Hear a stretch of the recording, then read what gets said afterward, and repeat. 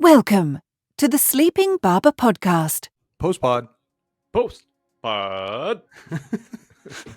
Let's go. Okay, you start off.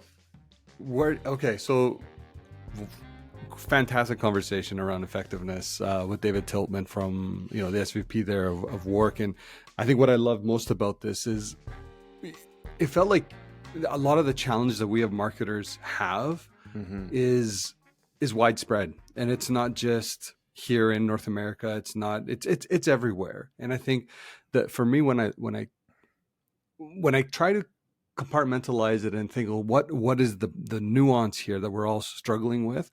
I think it comes down to that question that we had around, like, well, do we have some foundational principles that we need to align on to say, like, hey, here's like step one. And I liked his differentiation there where he's talking about the consumer behavior or the consumer buyer behaviors principles. You kind of use those foundationally first, and then you start building on all the nuances. But I also wanted to take this opportunity because I wanted to ask you, if you're looking at like all the principles that we're aware of, how would you approach it? If you were to select, say, those two or those three that you need to start here and then you progress, what would be your choice? Because he said PTTC, the 595 rule, and the current demand versus future demand. I don't know, that may be more startup led, but I'd love to know what your three were. Yeah, for me, I would start with promise to the customer.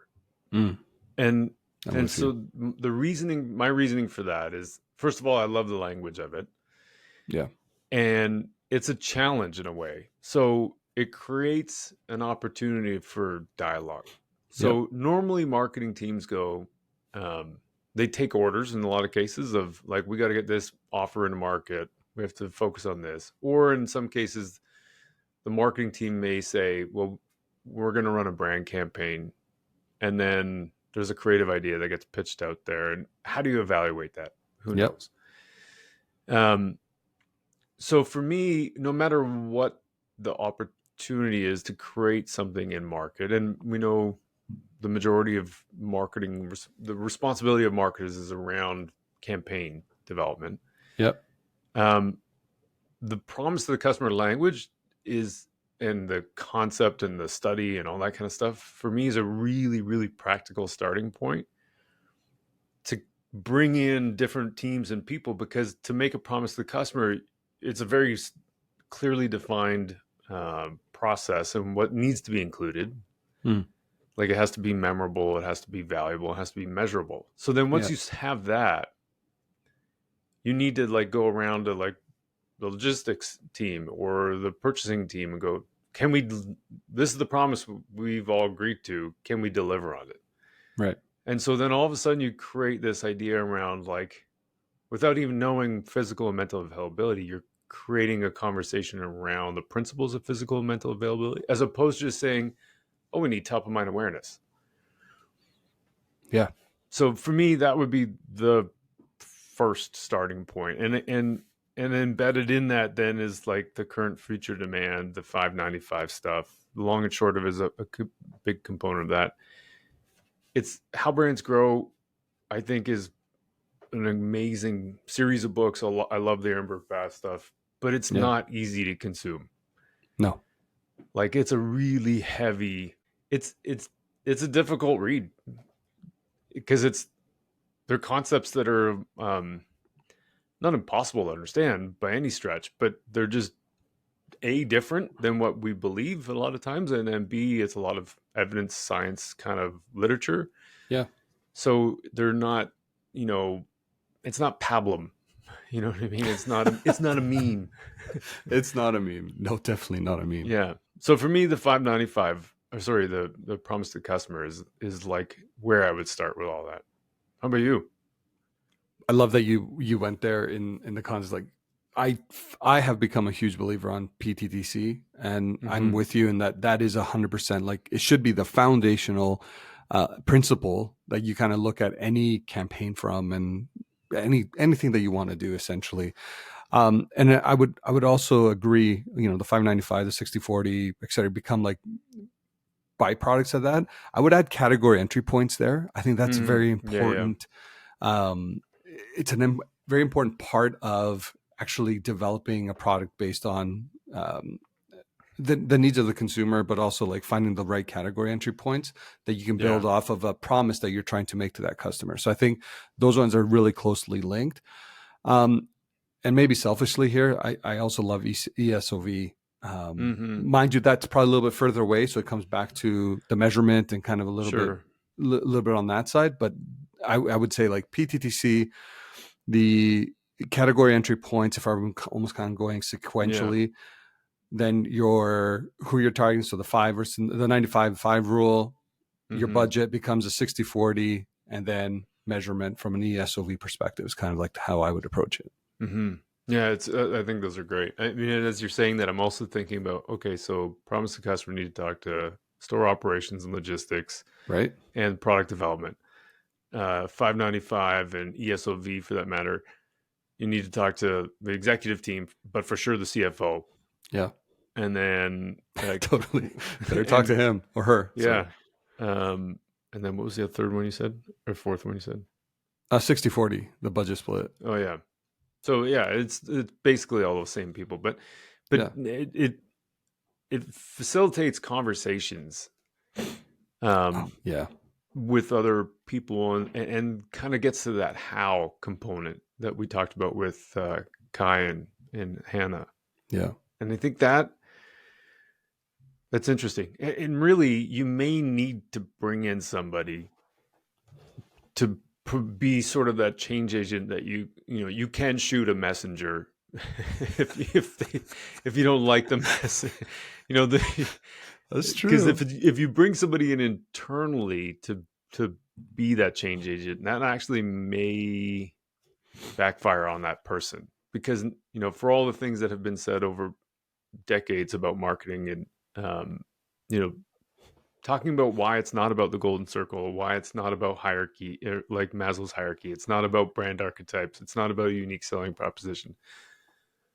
That could backfire if you're the employee working inside of an organization. Totally. Yeah. I don't know. I think there's more here, just kind of thinking about and compartmentalize some of the principles to make them easier for marketers to follow. But overall, like I think our conversation with David really kind of showcased the opportunity that exists for commonality. I know Jeff talked about GAMP, generally agreed upon marketing principles. I kept thinking about that during our conversation with David. Yeah, that's Jeff Lowe. Jeff Lowe, yeah. Yeah, we can put an episode link in there too. Yeah. So that's really exciting, and I'm very, very envious of those who will be able to attend that event, because it sounds like if you had to do one event, one day only, this would have to be it, 100% from a marketing perspective. For sure. Yeah. And there's the creative effectiveness ladder that we talked a little bit about for sure in this conversation, but you and I don't think have talked about that very much. And it might be worth a conversation. Will definitely be worth a conversation at some point, but I think there's a lot of stuff in there too. And I know it's part of the promise to the customer report. So if anybody's listening that wants to look more for some of these things, if you just start with that promise to the customer report, you'll get access to a lot of this material. Yeah. And it's not a meme by any means, but it's a really good starting point to see a lot of the language and a lot of the literature and the reference links and all that kind of stuff. Totally. For all this other stuff. Yeah, that was great to have David on. I appreciate what they're doing, and me too, and all the content they're publishing. And I mean, at the end of the day, I keep thinking about effectiveness. I'd love to get your take on what that means. What do you think it means? For me, when I think about marketing effectiveness, it's just our ability to ensure that we can maximize the spend that we have in the most effective way, driving value for our business. And the value for our business can be different for every organization. It could be driving orders, it could be driving revenue, it could be whatever that is. So fill in the blanks here, listeners. But for me, it's just, how do we maximize our efficiency with the dollars that we have available to us to drive the best outcome for our organizations. That's the way I would define it, rooted in marketing principles. So I think that's the way I would define it. How about you? Yeah, I love analogies. So I've been trying to think about this one for a long time. I keep thinking about sports. Okay. Since both of us are cyclists, I'll go with this one. So in like what's that guy's name? Tom Simpson. He was the guy that died in the Tour de France. Oh yeah. He's the guy that said, "Put me back on my bike." That guy. Yeah. So I think he was British too, actually. So it was getting the dates wrong, but 70s-ish, 60, 50, 67, somewhere in that range. Somewhere there. Before the 2000s. Let me look it up. Yeah. So, but part of what I read a book about this guy, and part of what happened was that at the time, what was normal was people were doing rudimentary doping tactics, like painkillers. The belief at the time was the fuel you consumed was rice water, I think. And beer? Like a porridge almost. At the bottom of a climb, like going up Ventoux, they would stop at the bars and the restaurants and pubs and like do shots of tequila or whiskey or whatever just to numb the pain before they did these climbs. And so that and the other idea was it was before people thought they used to think water just made you heavy. So they didn't drink water, which is fucking crazy. It's insane. If you think about it. So, and then fast forward like to the Lance Armstrong era, there's that one guy, I forget his name, but he had something like 19 bottles of water. Is the other American guy that ended up having this miraculous comeback and crushed it. Turns out he was doping, but like, so there's a dramatic change over a period of time from a principle around what was effective in terms of the way you fueled and trained and managed your hydration and stuff all throughout a race from one point in time to the next. So to me, that's what a marketing effectiveness is.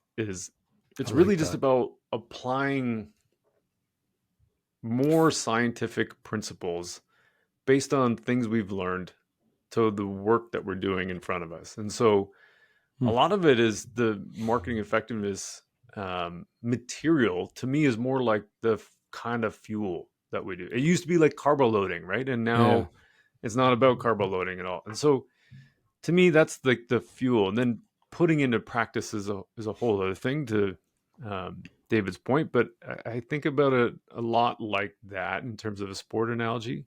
Bigger, faster, stronger. How do you get there? How do you do it the right way? And all those kinds of things, and do it predictably. Yeah. There's repeatably. a lot of, repeatably. Yeah.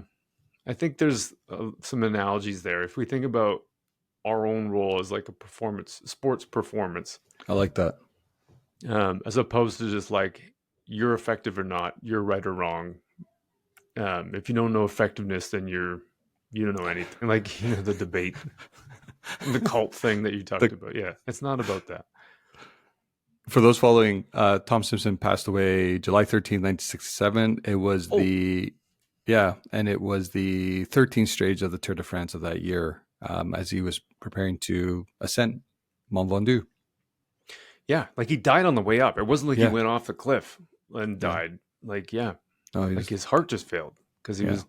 Yeah, it's crazy. Crazy. But I love the analogy of it being almost like the marketing principles will become like almost like your fueling stations or your fueling strategy, if you will, right? On those long endurance events, because I think the analogy does really well in that idea. It's like, if you think about endurance sports, the durations, like marketing in of itself it's a long-term play. It's not a short-term play. I think that ties in really well. Look at you, man. Jesus. So good. So good. Anyway, V, that was fun. That was great. It was a good chat for sure. Yeah, it was awesome. What's next for you? What's next for me? Well, this week actually happens to be. Suppose. Yeah. Well, I have a meeting coming up now. No, this is a double header week. So we're Yeah. issuing two podcasts this week. Triple, actually. Actually, now you mentioned it. 2 interviews, but then we have That's right. But we're releasing two. Yeah, we're releasing 2 episodes. So this is coming out Tuesday, January 16th, and then we will have our typical barber's brief later in the week there on Thursday. So excited to do that. Mm-hmm. But what I'm most excited about is the guest lineup that's coming. Mm-hmm. I don't know. Do we share? It's up to you. I'm excited. I'll let you make Just the listen. call. No, you go. Yeah, go. Go ahead. Well, next week we have it's Christine Gillis. Yeah. Christine Gillis. That conversation for me, I don't know if she doesn't like hoodies or what it was, but it was such an incredible hoodie conversation because she said to my face she would never hire me, which is an incredible way to start a podcast. So I just absolutely loved it. Yeah. She's great. So we had that one, and the recording that we're doing tomorrow was with Grace Kite, one of the heavy hitters that we just talked about. So yeah, bringing Grace back, love it. Yeah. So there's lots of things to look forward to. It's gonna be really great. Can't wait for it, man. Can't wait for it. Okay, V. Until next time. Go chase profitability. Why did I pause? What is wrong with me? That's like my thing. Jesus. All right, buddy. We'll talk to you soon. See you, man.